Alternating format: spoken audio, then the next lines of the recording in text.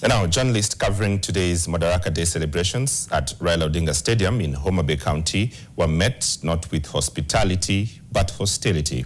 As NTV's Judith Cherono Omondi reports, security forces turned their batons on members of the Fourth Estate despite prior assurances of protection.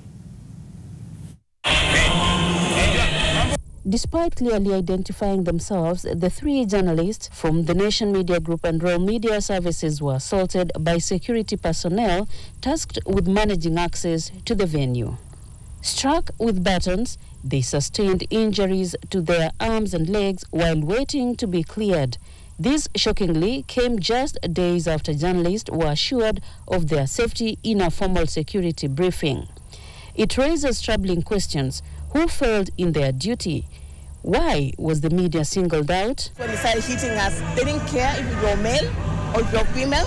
They were pushing us and they were beating us up. Anywhere, they don't even care. And that's when now there was a stampede, I think, behind. Because I was almost at the front line. I knew what is happening, and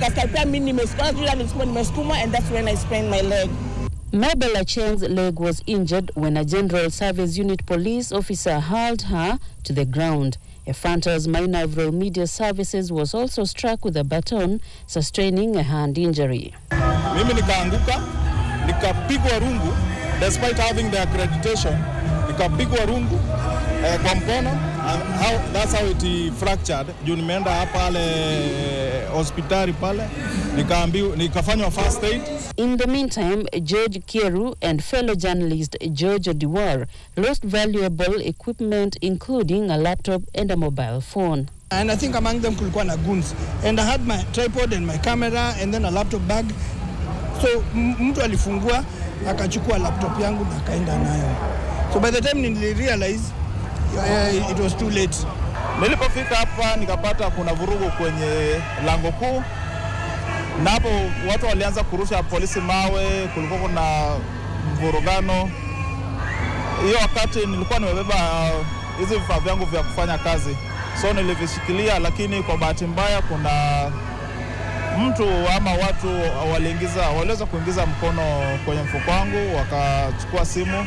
Journalists are now calling on the Media Council of Kenya to intervene, demanding full protection for media professionals and an immediate end to police brutality against those who risk their safety to tell the nation's stories.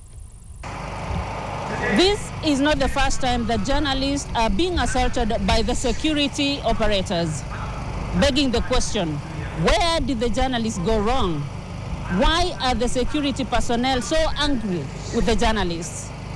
Judith Cherono Omondi, NTV in Homa Bay County. Now, meanwhile, the Media Council of Kenya has condemned the assault of journalists at state events. In a statement released this evening, Media Council Chief Executive Officer David Omoyo says the deliberate attack on journalists undermines the role of the media, which guarantees press freedom.